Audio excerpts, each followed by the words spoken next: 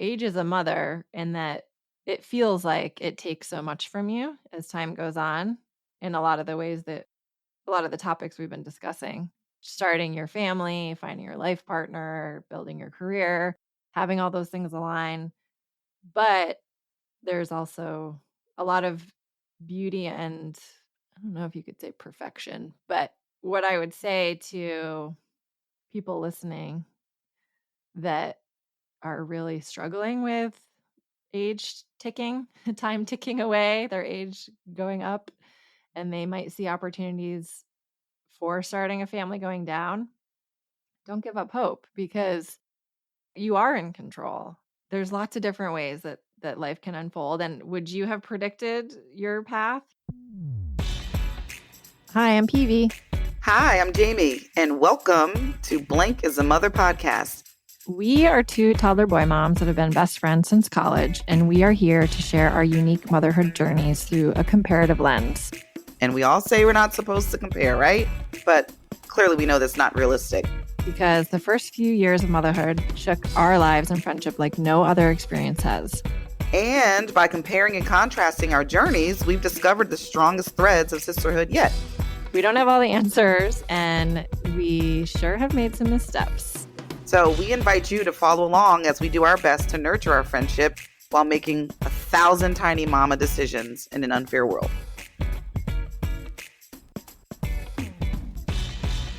Hi, I'm Peavy. Hi, everyone. I'm Jamie, and welcome to the Blank is a Mother podcast. Today, we're going to be talking about age is a mother. Yes, it is. And I mean, that could mean so many things. But what we want to talk about in the context of age today to kick off our podcast, this is our first episode. This is so exciting. It is exciting. Is starting a family at an older age. So we both, kind of what we already shared in the trailer episode was that, our lives have been so aligned in many, many ways. And this is one of the most significant ways because since we both started our families at a later age, a more mature age, we went through these experiences in step, which, has only made our friendship and our bond stronger. Mm-hmm. Needless to say, we were actually experiencing a lot of the same things too. Absolutely. When we talk about, age as a mother, we recognize there are blessings in every part of getting older, but we want to lean into the challenges of, some of the challenges we had with getting pregnant and going through our pregnancies and the birth and also the beautiful things too. So yes, getting older brings awareness to the fact that things hurt a little differently, things feel a little differently, but there's some blessings in that also, and waiting a little longer. Yeah, I mean, so let's share a little bit about what we mean when we say we waited longer to start our family. You want to share how your trajectory and how you finally ended up meeting John, because it was a windy road. Yeah, I think that for me specifically, I learned a lot about what I wanted in a life partner and what I did not want in a life partner by going through the other relationships that I was in. This is no shade to any of the other partners that I had, but I learned a lot about me and what the right fit for me is, right? So when I moved from the DMV to Florida, in my mind, I was moving specifically for my career at that time because that's what brought me to Florida was my career. Back up. What's DMV for our listeners? Oh, excuse me. The DC, Maryland, Virginia area. See, I take for granted. Mm-hmm. So when I moved from the DC, Maryland, Virginia area, specifically at that time, I was living in Arlington, right outside of DC. And when I moved to Florida, I thought, I'm just moving to kind of get this part of my career going and to get it on my resume. So I moved to Jupiter, Florida, which is beautiful, but I wouldn't necessarily say there's a lot of diversity there. But as you keep moving south in South Florida, you find more diversity. But nonetheless, when I moved to Florida, my ex moved with me. And so after about 6 months of that, it's like, yeah, this probably isn't the right fit for either of us. It was not the right fit. And so I took a year and dated myself.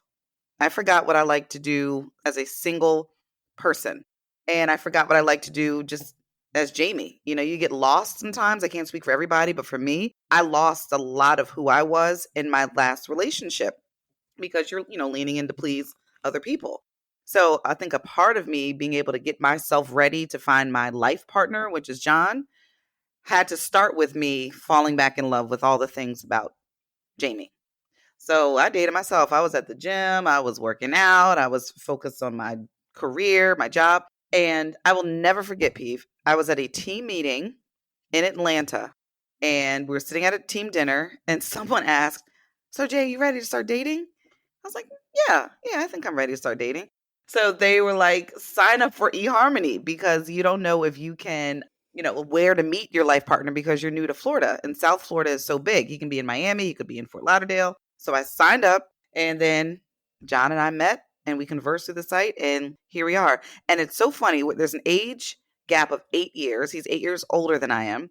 And at the surface level, he's very quiet and reserved, which are parts of him. But there's also this really goofy and fun loving and extroverted side.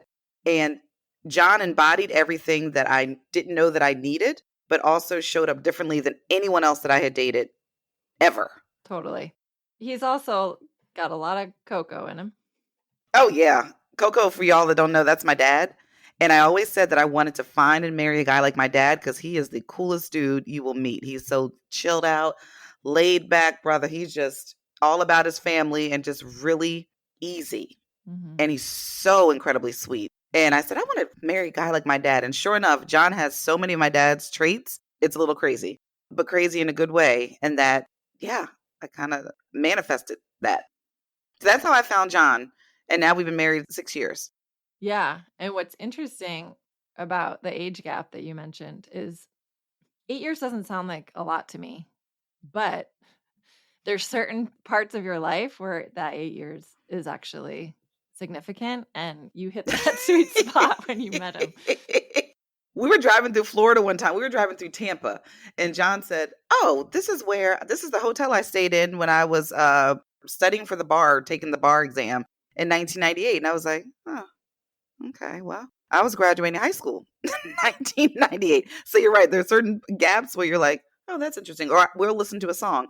This song was on when I was in college. I was like, oh, that's cute. I was in middle school or whatever, So real talk. So those things make the age gap Yeah. seem huge. But I think once you get a certain age, like in your 20s, then the 8 years doesn't feel like anything. Yeah. And now that you're in it, in your marriage, it's no big deal. It's no big deal. And we laugh about it. Yeah. But I needed to date Jamie to find John. And I need to remind myself of what was important to me and also what I was willing to put up with and what I wasn't. Mm-hmm. But it took me 33 years to get there.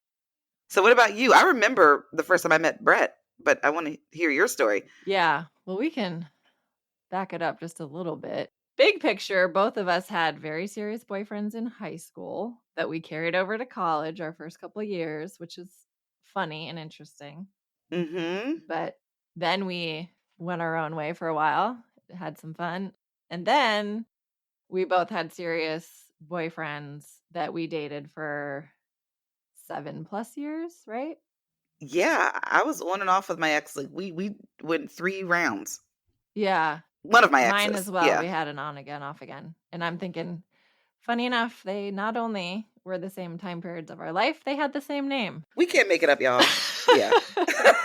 It's so true. So, like you described, I learned a lot about who I was as a person and what I did and didn't want out of a relationship through that relationship.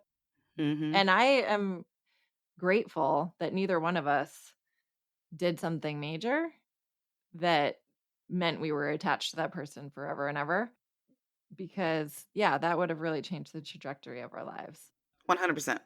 So then I dated myself, but mostly I focused on my career. I was so career driven. And I think that's a little kind of a part of your story that you glossed over too, because you were the same. We were very aligned in that, literally from undergrad through grad school, through our, working in between.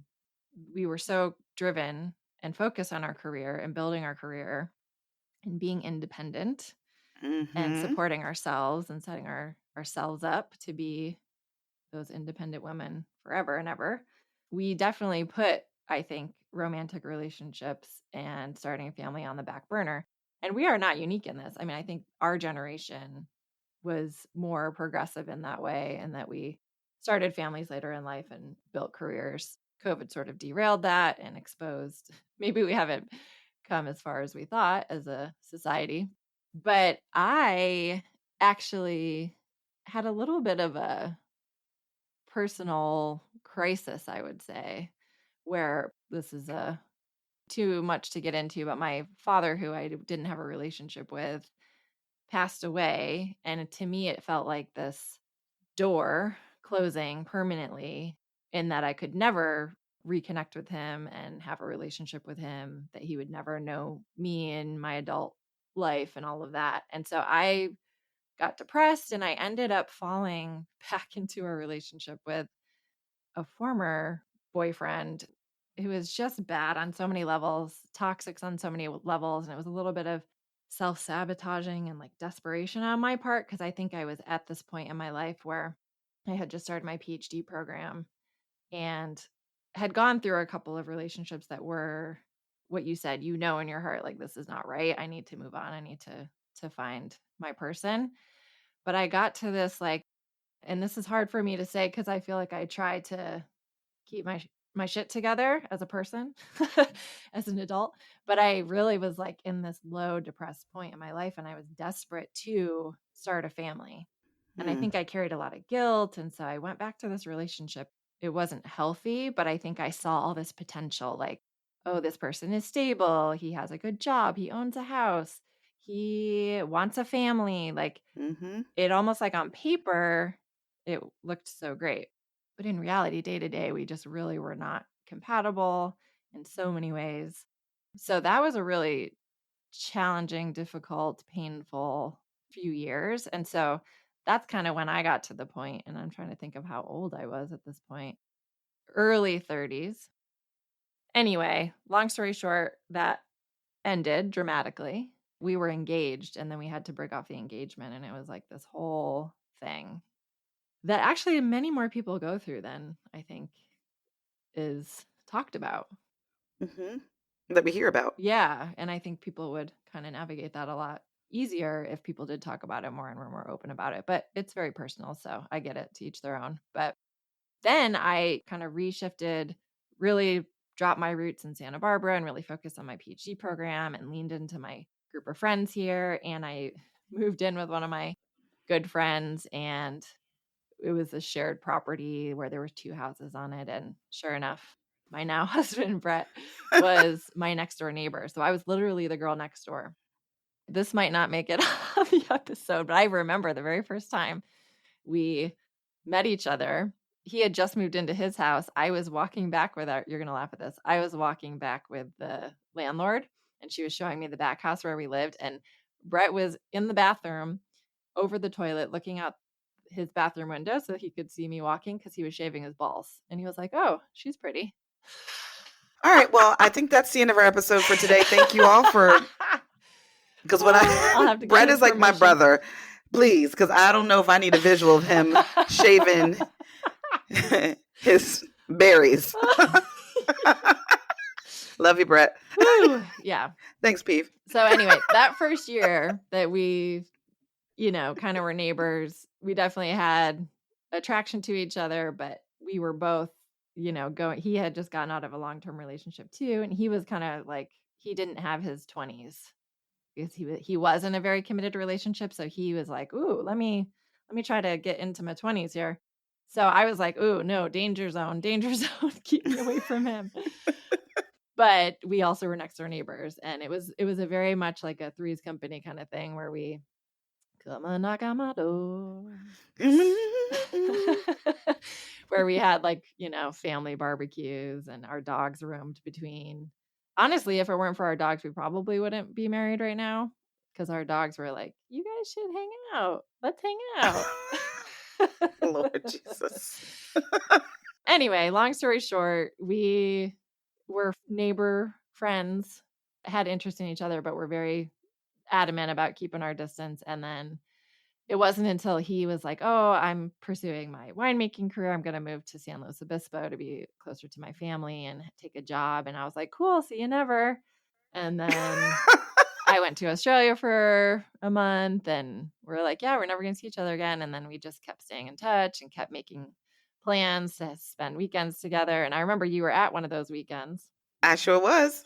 So we just did not have the long-term thing on our mind until one day I was like, I was, feeling the urge, like you said, like, okay, I am ready to commit to Mhm. someone and do this. And if it's not going to be you, I need to move on and find that person. So like we had that conversation and I was fully expecting him to say, no, I'm good. Cause he is, I should have mentioned, younger than me. I'm Yep. the cradle robber.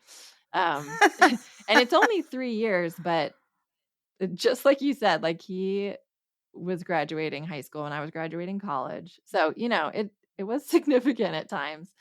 And then actually when we did commit to each other and we moved just like you and John, moved pretty fast after that where we moved in together, got engaged.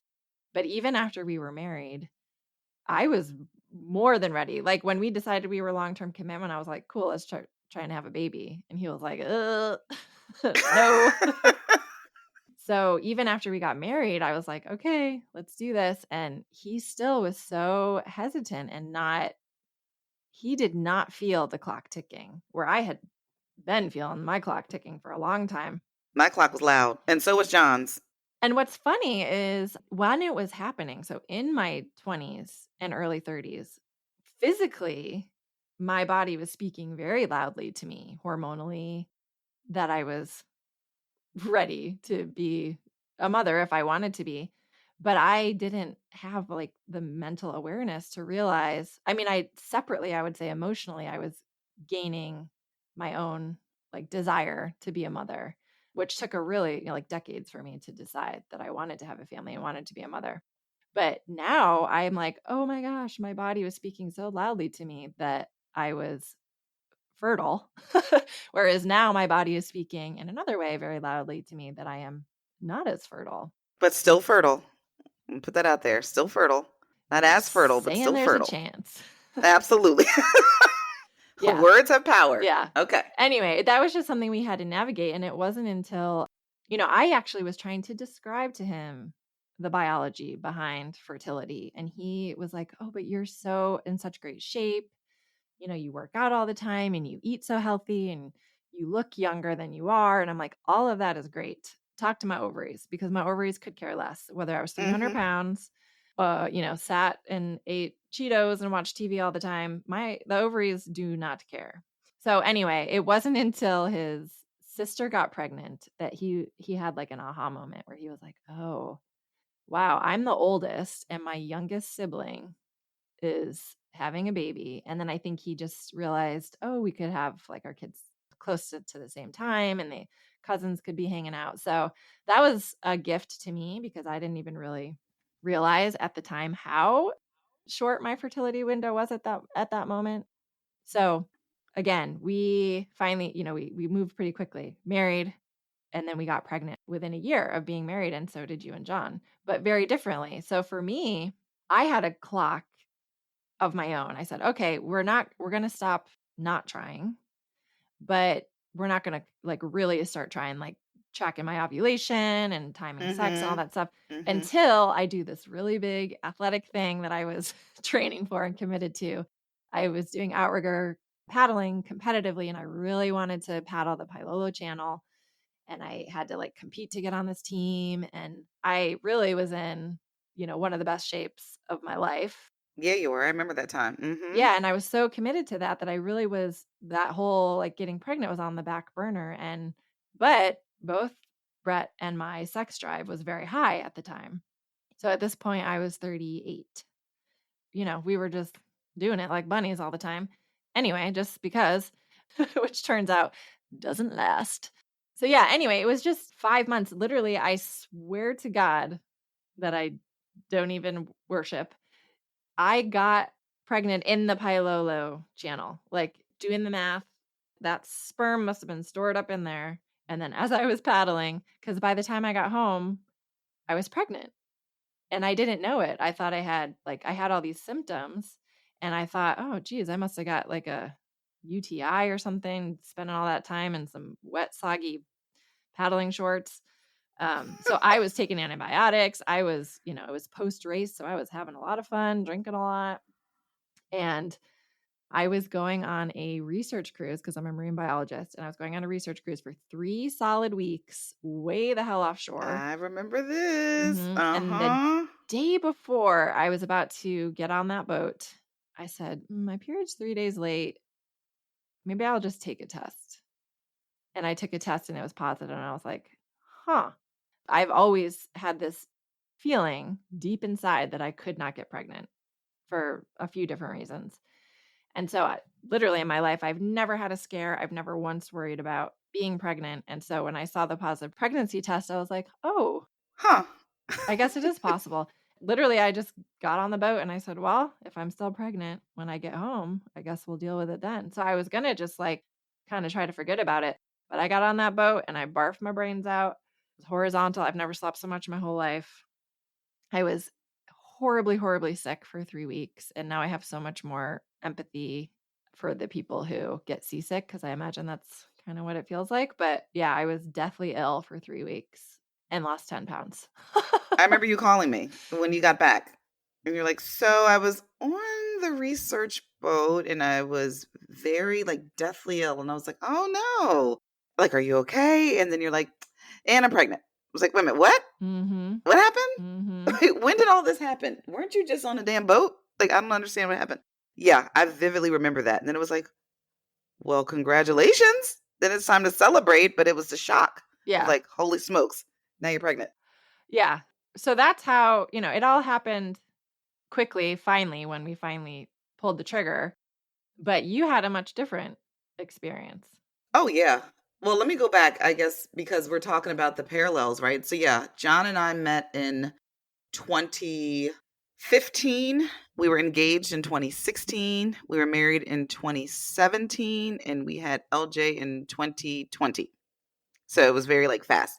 So for us, we were trying to get pregnant. I mean, truth be told, probably even before our wedding.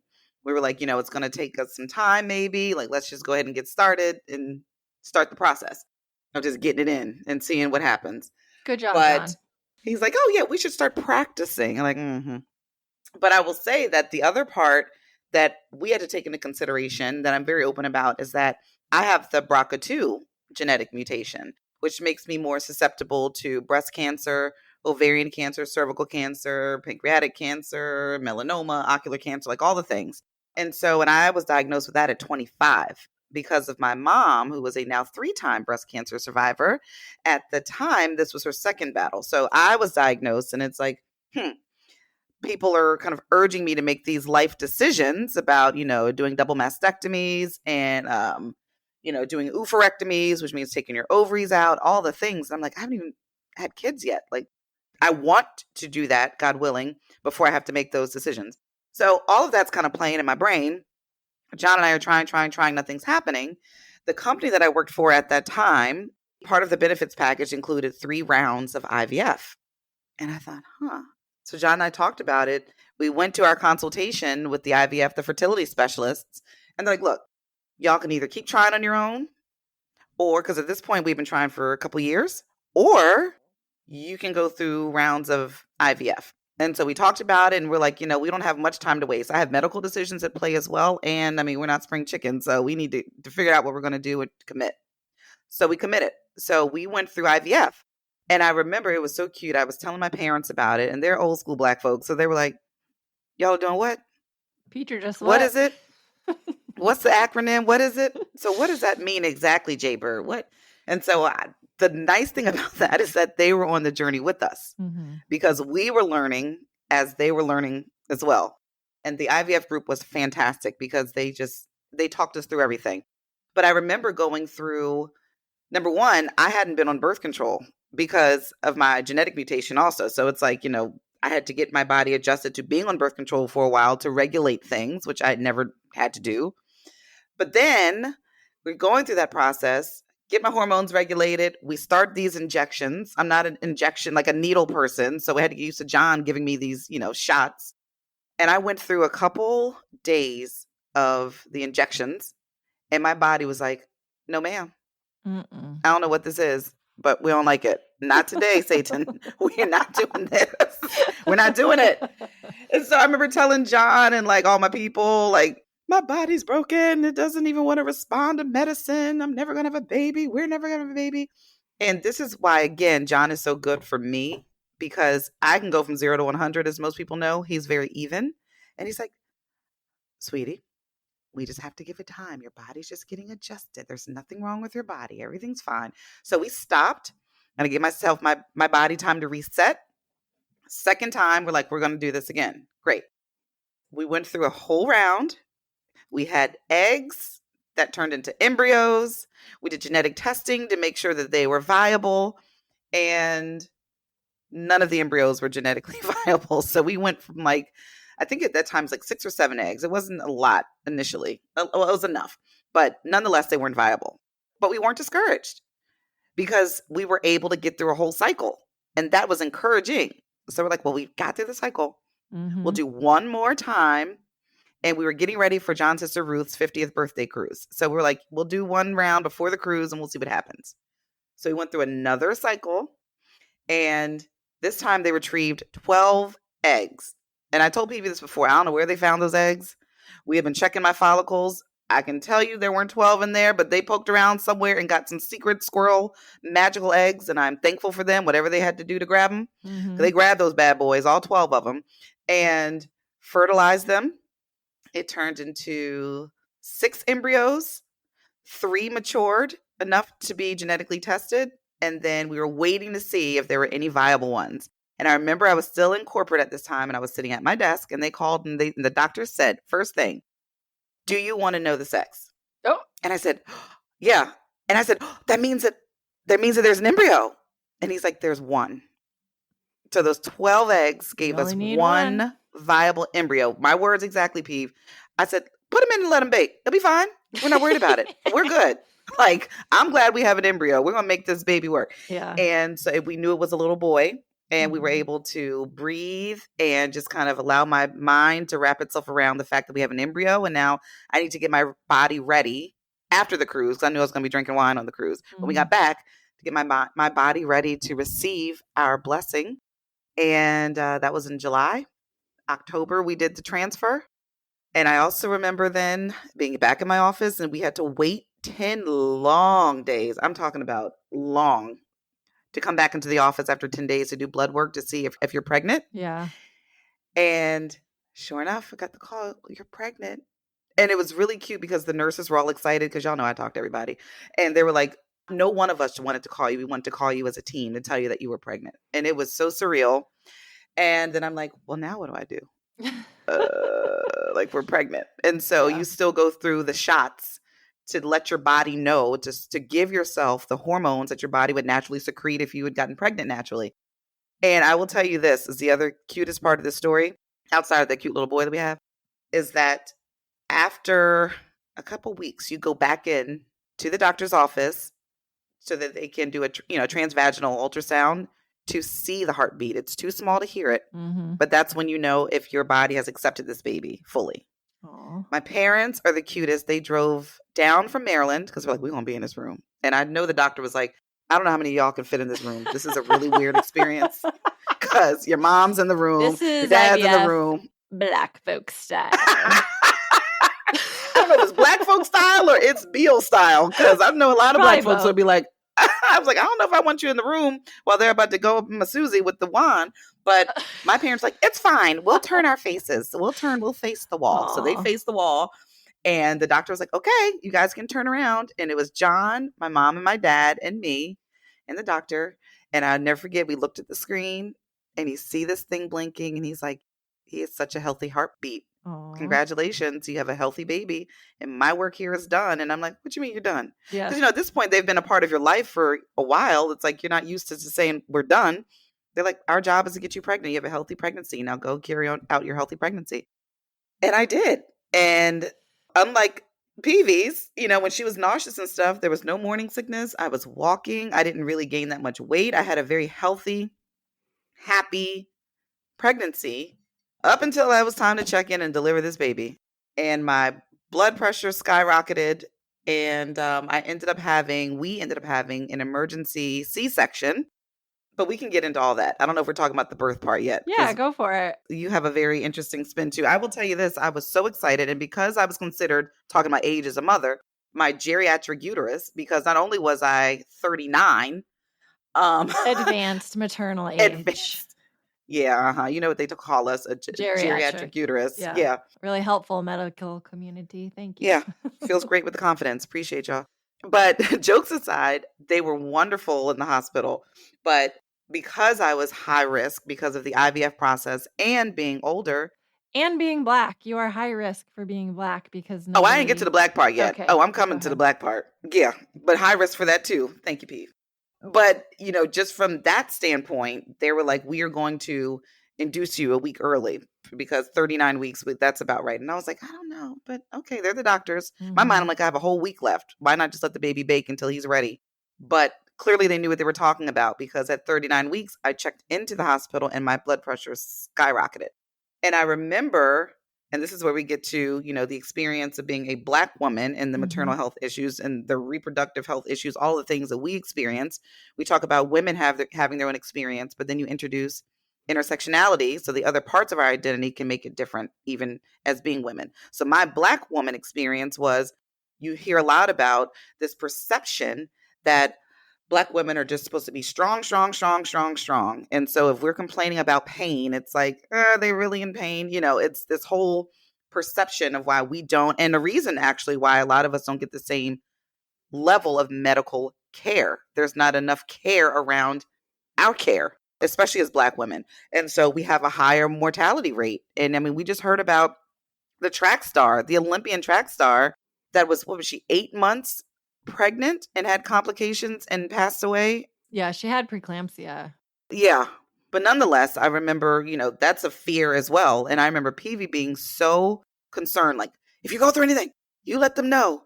Ask questions. Don't be scared to say stuff. She was my advocate because and of course, as someone that is a scientist, right, you have the stats also to things, recognizing just how many Black women do not have access to the same healthcare, and that also don't have the same level of support. So there is that fear also when you're pregnant and then getting ready to deliver, that people will advocate for you in the hospital. I'm thankful to say that we did have advocates in the hospital, and that when my blood pressure skyrocketed and they said it's time for a C-section, everybody jumped into action and we prayed with the doctor. I remember John and I said, well, do you want to say a quick prayer?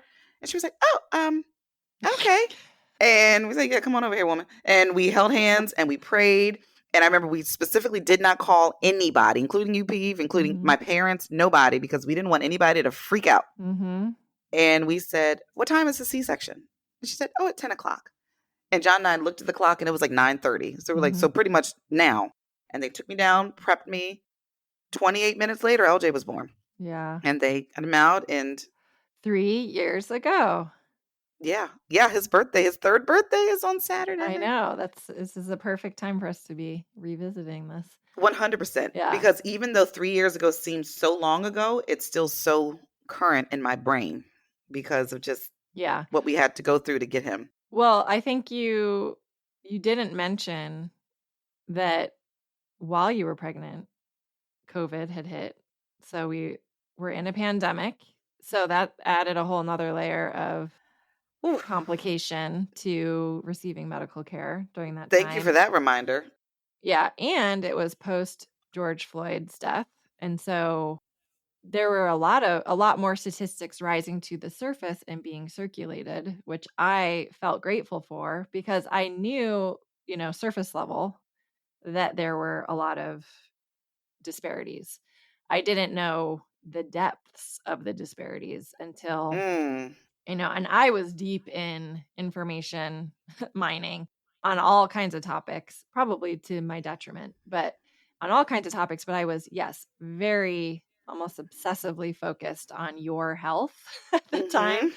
I think more so than me at times. I was kind of like, lady, sure. I need to just I need to breathe. Well, I think because I had gone through my pregnancy and birth at that time, right? Yeah, You were that's a year true. behind me. So I knew kind of right there with you, like what the experience is like physically and emotionally. And so I just wanted you, and I can share my story, but fortunately I felt very supported, and Yeah. I was very proactive in making sure that I had that support system in place.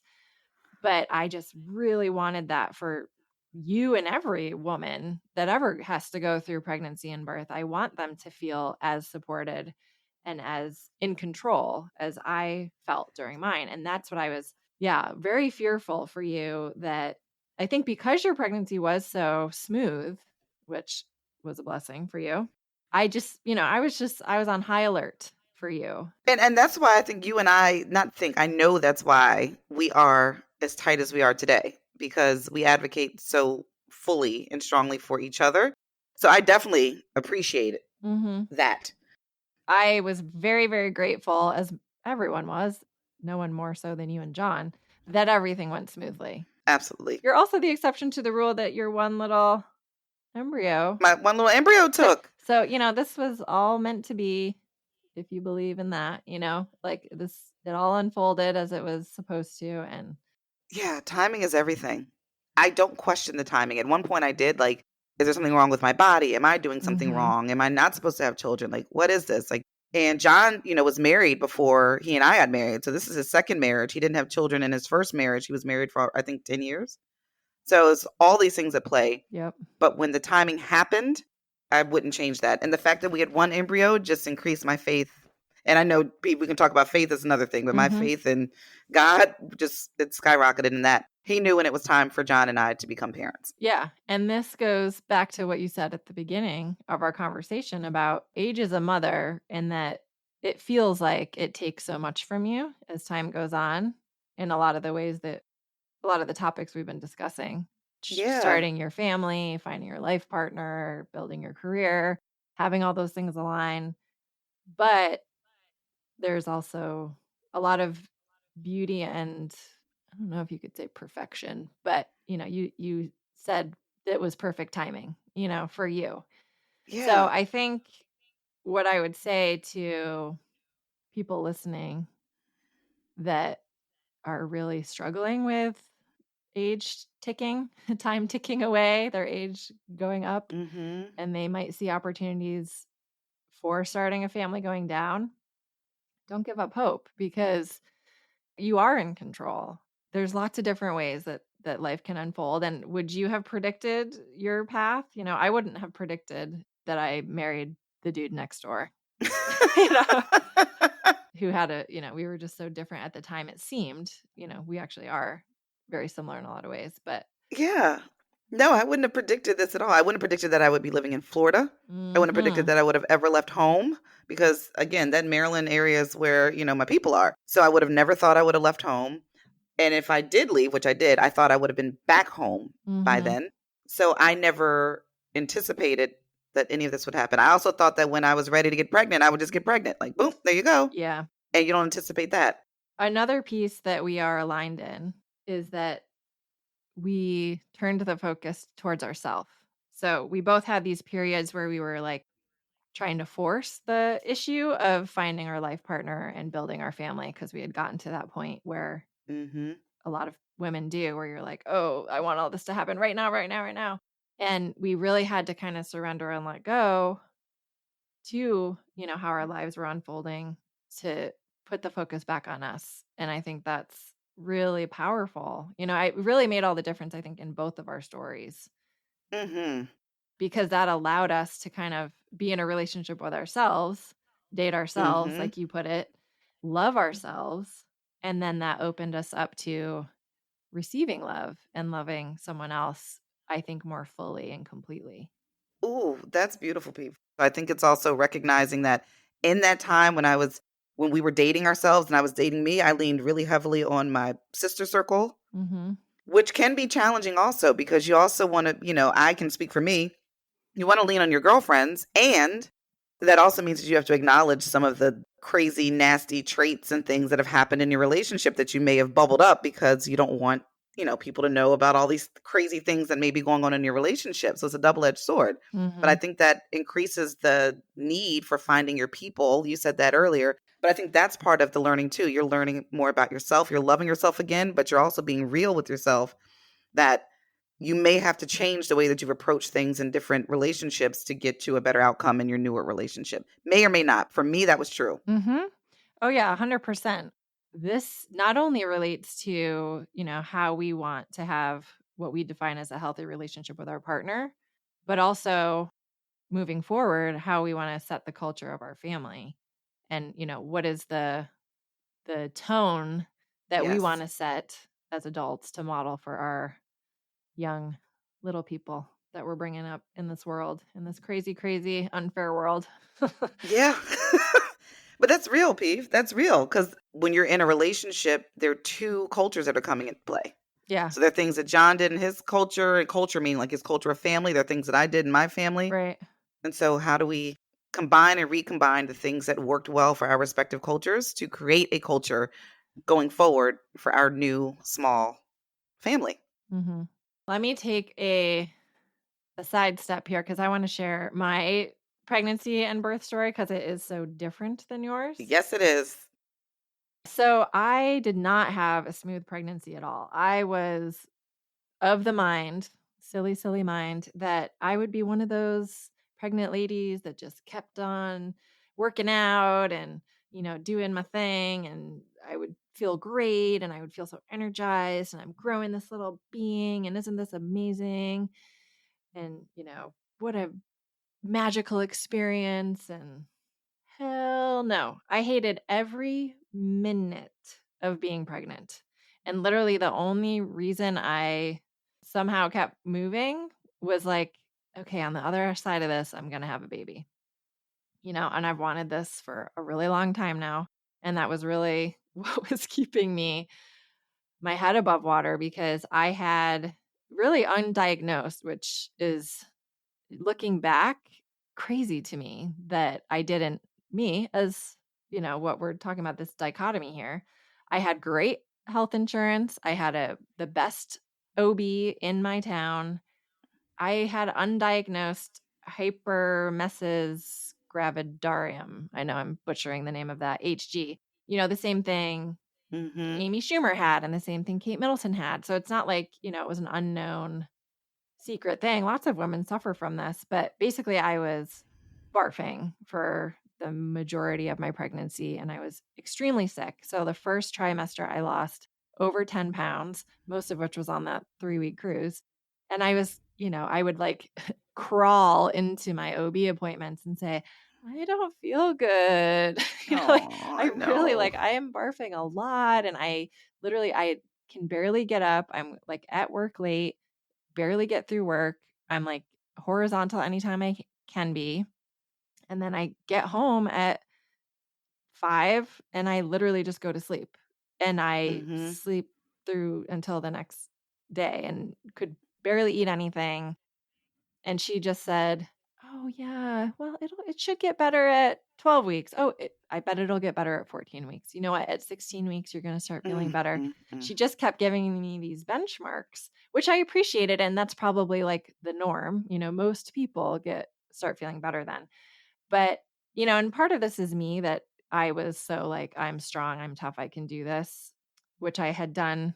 This is not new. I had done it my whole life because I have endometriosis and throughout my whole childhood and young womanhood, I was just like, oh, yeah, everyone has these horribly debilitating cramps, right? Everyone's like laid up for days on end and is doubled over in pain.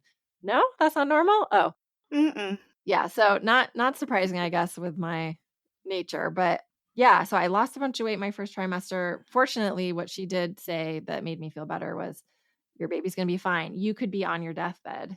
Your baby has everything it needs. That thing is a parasite. It is sucking all the Mm-hmm. energy from you. So you feel terrible that baby and we're tracking all the vitals and stuff and she's like healthy as an ox. This little kid is great. So that is, one of the things that kept me going. But yeah, so I was just really, really sick. But I was also at the same time, somehow I had the wherewithal to be really proactive about building that support system that I really wanted, because I wanted to try to have an unmedicated birth, and I wasn't like 100% committed to it. Like, I have to have this happen or I'm going to be devastated. I just said, I think I can do this. I want to try. If shit goes south, we'll take some turns. We'll do what we need to do to make sure I'm healthy, the baby's healthy. But I was wanting to try it, and I was learning a lot about it. And I live in Santa Barbara, which is a very hippy dippy kind of natural birth community. mostly positive, I think, for me. There's some other things like anti-vaxxers that we could get into. But anyway, I got a doula, and she was very instrumental in not only educating me, but really educating Brett in what it would take to have an unmedicated birth and how he could support me during pregnancy and especially during labor. And then we also took this really intense natural birth class. Not everybody by any means had an unmedicated birth that came out of that class, but like everyone kind of had that same intention, like, oh, we'll give it a try and then we'll see what happens. Can I just add something? I think that is the hippy dippy part, because there was no way in hell I didn't even want to say, oh, I'll give it a whirl. I'm like, Yeah. let me know when y'all are ready to start that epidural when it's time. So I love that you were so bold with it. I literally love that about you, because I knew I wasn't going down that way. Yeah. It's a very personal choice, and there's no right or wrong way to give birth. That's for sure. Yeah.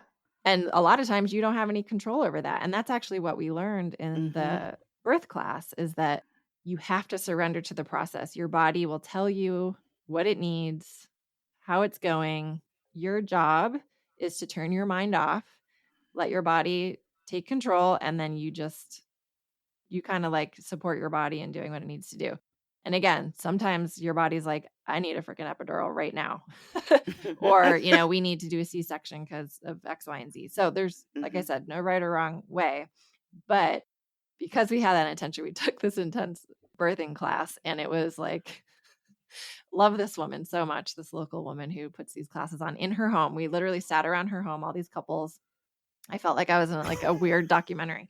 We sat in this lady's living room, all like cross-legged on the floor. This is like an SNL skit. The men are in behind the women, like massaging their backs, and there were no Black people in this room, were there? Well, there's not a whole lot of Black people in Santa Barbara, sadly. And I can guarantee they weren't sitting Indian style in that house. Sitting in this Go ahead. in this this room, this seance room or whatever we were doing. But no, she had all these, like half the class was literally like a couples therapy. She had all these prompts where we had to literally sit like 2 inches from each other's nose, staring at each other, saying, I hope that my baby has X characteristic of yours.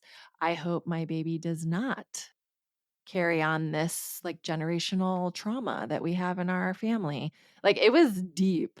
And before we went to the first, it was also late at night. Like, for pregnant ladies, it was really bad timing. But it was I had to drag Brett like kicking and screaming to this thing. He did not want to go. He was like 3 fucking hours of sitting in this lady's living room with all these strange other hormonal bitches, like and they're like weird partners. No, he's very accepting and loving. I'm painting. He just didn't want to go. But I will tell you, at the end of the very first session, who was the first in line, right up in her grill, giving her hug, saying, thank you, this was so amazing. And I bet he was crying. Oh, yeah, tears. Brett is super sensitive, which I love. Yes. It's so cute. Yes, he is. He's very sensitive. Best way. But yeah, so it ended up being this really great experience. We watched all these crazy videos of euphoric births. Google that. To me, I still don't believe that's a thing, but okay. To each their own. So anyway, we didn't even get through the whole, it was like supposed to be 7 sessions to this birth class. And granted, I wasn't able to drag Brett as early as I wanted to, so we were doing it a little late. We only got 3 sessions in, and then I was 37 weeks pregnant and I went into labor early. And it was perfect. Like, well, and I say that now, of course, during it, you don't think it's perfect. And I say this knowing that that is very triggering, because in retrospect, now that I have a lot of friends and acquaintances that are mothers that I have heard their birth stories, this is going to be triggering because everyone's going to say, I had all these intentions. I had this birth plan. I wanted it a certain way. And it definitely doesn't go that way. That's kind of like the one thing I think you can believe in is that it's not going to go as planned. Mm-hmm. So again, I am the exception in that somehow it did go as planned for us. I went into labor early. We had friends over for dinner that night. I went to bed a little early because I said, in my mind, I thought these might be real contractions. And so I started timing them because I had been having like Braxton Hicks and the fake one. But I was like, this hits a little different. Like it's really low, like right by my cervix on the low part of my uterus. And they were kind of consistent. So I just kind of discreetly kept track of the timing. I went to bed early. That night, Brett decided to watch, I forget the title of the movie, but it's about someone having a baby. So I'm in the middle of the night in labor, like having contractions in our Oh bedroom, and no. I hear blood curdling screams coming from the living room of Lord this. have mercy. And I thought he was watching a horror movie or something. He came in and he said, "Oh, I was watching this, movie about someone having a baby." And I was like, "Oh, well, that's cool because I think I'm maybe gonna have a baby soon." And he was like, "What?" And I said, "Yeah, they're getting worse and they're getting stronger." And so they weren't too bad. I was still like pre-labor, so I could manage those. I got in the bathtub in the early morning for a little bit, and then we just kind of were in denial because that's what they tell you to do. Just pretend like it's not happening until you really can't deny it anymore. And so then we went to the beach, we did a beach walk. We were going to try to go out to lunch but I was kind of getting to the point where I was having to double over sometimes and like stop. And he said, "I don't think we should go to lunch. I think we should go home." So we made a pit stop at the grocery store because of course we didn't have our hospital bag packed. We didn't have anything. Get back to our house, got back in the tub, and then there was a point where I must have been transitioning to active labor because Brett had an emotional breakdown. Like, this is happening, tears, because we hadn't told anybody, just like you. And he said, "I think this is really happening. I think we should maybe tell our families what's going on." Brett knew all of his support things because our doula was an hour away and she was in denial just like us, like she's supposed to be, because she doesn't Mm-hmm. want to be at everyone's doorstep every contraction. So she kept saying, "Well, when she has like gone internal, let me know." And we're like, "What the hell does that mean?" And then when I was on the floor laboring, then I went animal style. I just closed my eyes and I literally did not open them again until Everett was born. But I closed my eyes and I just had to literally like get through every, second, every minute. But because it was so gradual, it really was for me manageable.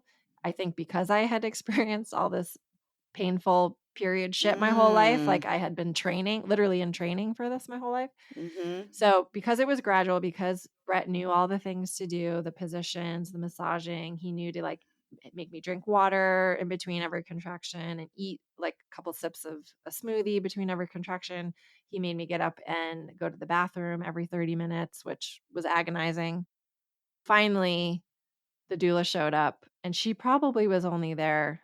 I think she got there like around 6 and she was probably only there about an hour. And so she was supporting Brad as he was supporting me through going through the contractions. And then there was one time when I went up to go to the bathroom where she could see the bulge in my sacrum. And so she says, "Well, if you still want to go to the hospital, I think now is the time," because his head was moving like toward the birth canal. And so we were like, "Okay." And we only lived a block from the hospital at this time. And we had in our hippy dippy minds, "Oh, we'll just walk. Won't that be Bless y'all so, hearts. so Mm. sweet? We'll just walk." Oh, hell no. At that point, I was having to like scream through some of them and I didn't have pants on. And so they had to like, both had to like shimmy these pants on for me. I was in a bathrobe. We lived one block. We got in our beat up 2005 Toyota Corolla, sped around, sped around the block. It was a Sunday night. And so they have valet at our hospital because, Santa Barbara, but not on Sundays because apparently people don't need to go to the hospital on Sundays. So we had to park our car right in front and just leave it because I was about to pop this baby out. And this little 16-year-old, like hospital volunteer guy. He's like, wheels out the wheelchair. And they had told me, like, if you can walk, because anything, all these movements kind of slow down your birth process. So they're like, if you can walk, walk. And I was like, I can't walk. So I got in this little 16-year-old's wheelchair and he started wheeling me all slow. And Brett and the doula are like, we need to go a little faster. So he like goes into the elevator. And I'm like this, because I could only be on one side. So I'm on my one side going, ah! It was like we were in the freaking movie that Brett had been watching the night before. So I'm like Good screaming. grief. This little 16-year-old's like, holy hell, what did I get myself into? Luckily, I was like the only person up in the labor and delivery room. So initially they were going to take me into like that little holding area where they probably took you before they decided to do your C-section. And they're like, oh yeah, we'll just take you in there. We'll check to see how far you are. And the doula kind of locked eyes with the nurse she knew. She was like, we're ready. So fortunately they had a good relationship. So she was like, okay, you know what? We're slow. Let's just get you into the labor and delivery room and we'll do all that there. So they checked me. I was 9 centimeters. And so they called my OB, Woo! who is this amazing, amazing OB.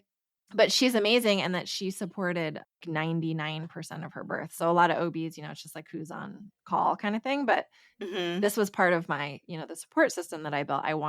That's part of the reason why I wanted her to be my doctor, is because I knew I would be working with her my whole pregnancy and that there was a very high chance she would be delivering my baby. So she got there and I was 10 centimeters and we pushed, and Ooh. there was a part of it where, like right when his head was going through the smallest part of the cervix and your hip bones, my hip bones, where his oxygen was dropping. And so they had brought in this whole like team if they needed to use the vacuum. But I was like, no, I don't want to do this. My doula was like, you can do this. You can do this. Like dig down deep. Like you got to do this in the next 3 pushes or they're going to have to use this thing. And I was like, not today. Woo. So somehow I dug deep and found that last little bit of strength and got him out. And it was so awesome because his head came out and my OB said, reach down and grab your baby. And I pulled him out and I set him on my chest. And that's when I opened my eyes again. That whole time I had my eyes closed. Oh, Yeah. that's beautiful. I don't even think I knew that last part. That's beautiful. Yeah. It was amazing.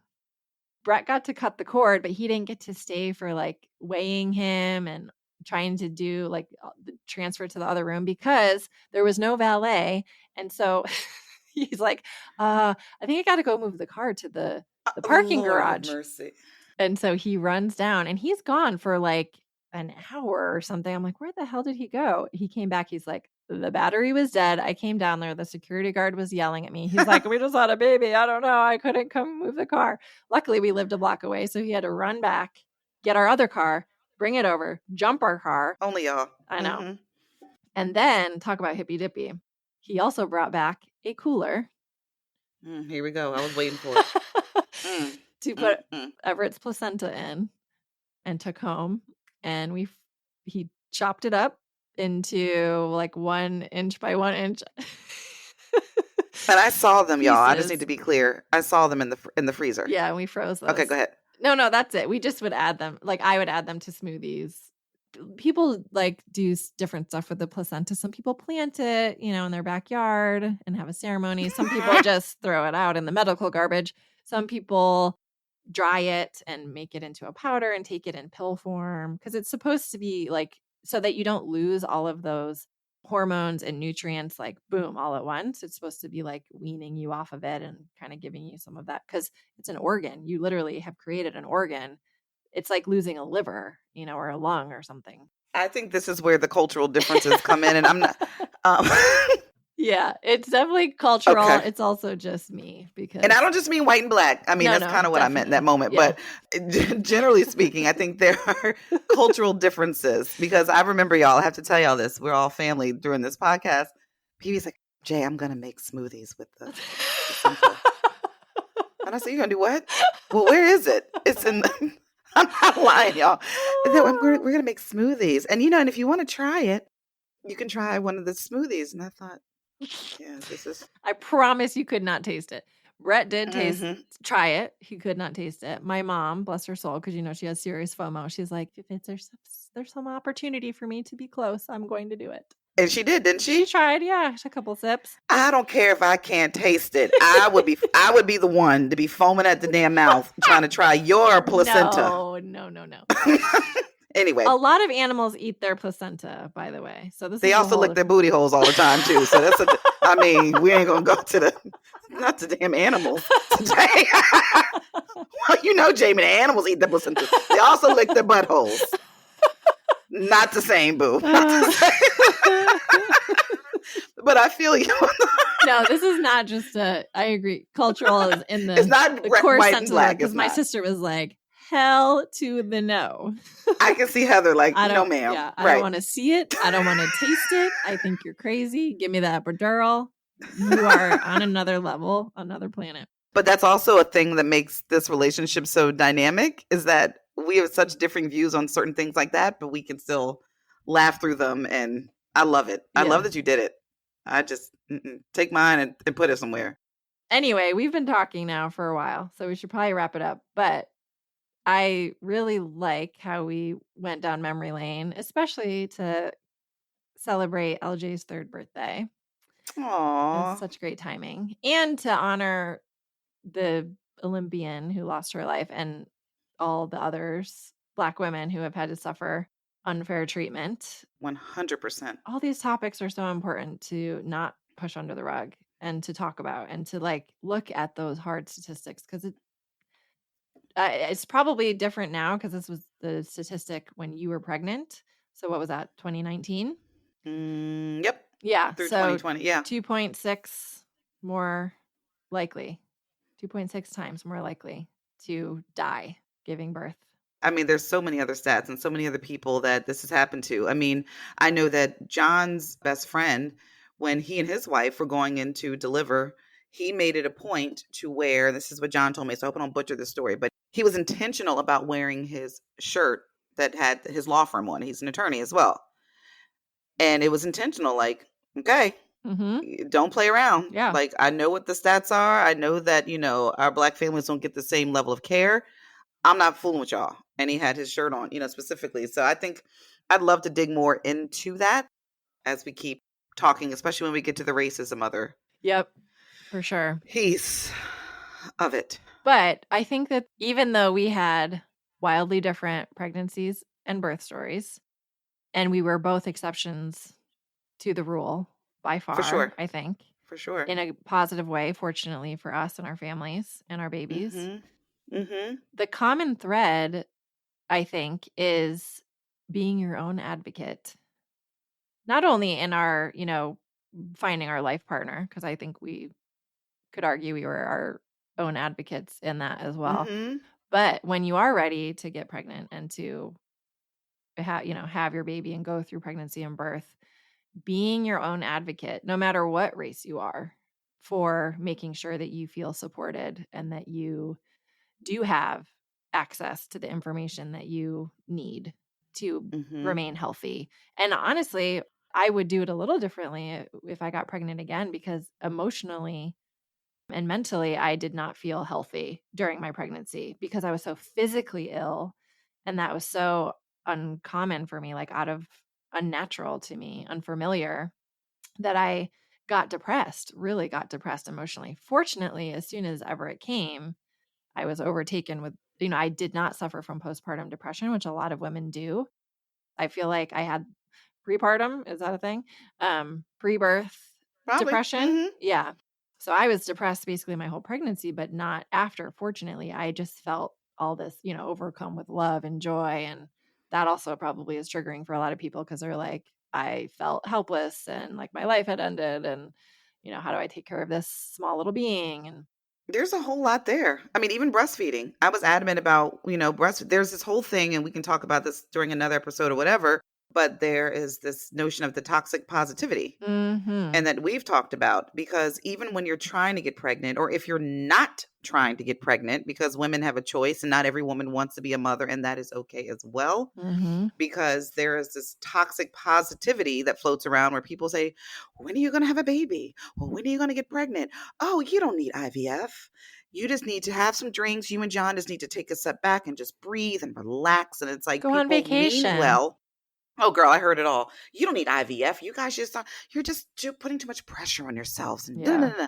And people mean well, but this toxic positivity adds pressure. Mhm. And then you have women that don't want to have children. And people are like, what do you mean you don't want to have a child? You'd be a great mother. It's like, I don't want to have a child, and that is okay. I'm perfectly happy being someone's auntie or cousin or whatever. So you add all of that toxic positivity into when you're trying to get pregnant, or what do you mean you're single? Why are you single? What's wrong with you? So Mhm. even as you're going through your journey of trying to find your life partner or not, or trying to get pregnant or not, just to be mindful. And I had to learn this too, of toxic positivity, where people mean well, but they're not always supporting you in the way that they think that they are. Like, I add that in there too, because there's toxic positivity all around you throughout your process of finding your life partner, even to giving birth. Mhm. And just to be mindful of how that can mess with your psyche or someone else's psyche as well.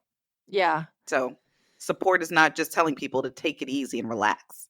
That's not necessarily supportive. Right. Right. And I guess my point is related to that is you have to be proactive in order to advocate for yourself and to build that support network. And your support system can look very different from someone else's. And I think we gave 2 examples, of how our journeys were different, but we felt supported in different ways.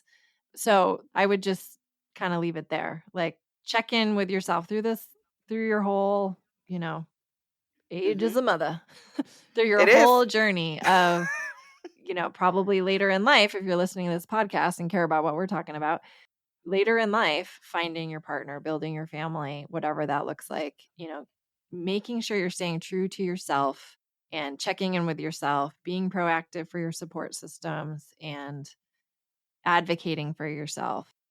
And not falling prey to other people's deadlines. Yeah. Women wholesale are pushed down. We're on someone else's timeline. We're supposed to be meeting other people's expectations. F that. 100%. I'm glad we got to talk about this. Thanks everybody for listening. Yes. Thank you for being with us. And honestly, if there's anything that we hit on that really resonated with you and you want to give us some, just let us know how it resonated with you. We love the feedback. So join us in our social communities, which we will make sure that we share. And even if there are things that we didn't touch on as it relates to age and pregnancy and life partners and birth and all of those things, hit us up and let us know so we can make sure that we, create space to discuss those as well. So thank you for listening.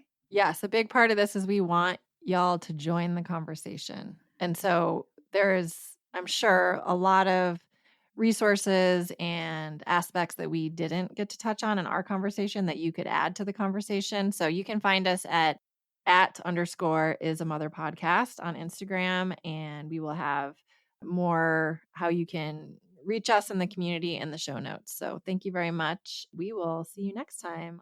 We will see you soon. Hey, call your best friend. Thank you so much for listening and being part of our conversation and our inner circle. Follow us on Instagram _ is a mother podcast. And we look forward to you and your best friends joining us next episode. Leave a rating on this podcast app. It really helps us get our conversations to more friends out there, more friendship circles, and more women and more mothers. And that's what we're here for, to broaden the conversation, to bring everybody into the circle. Thank you for listening. Thank you for joining us.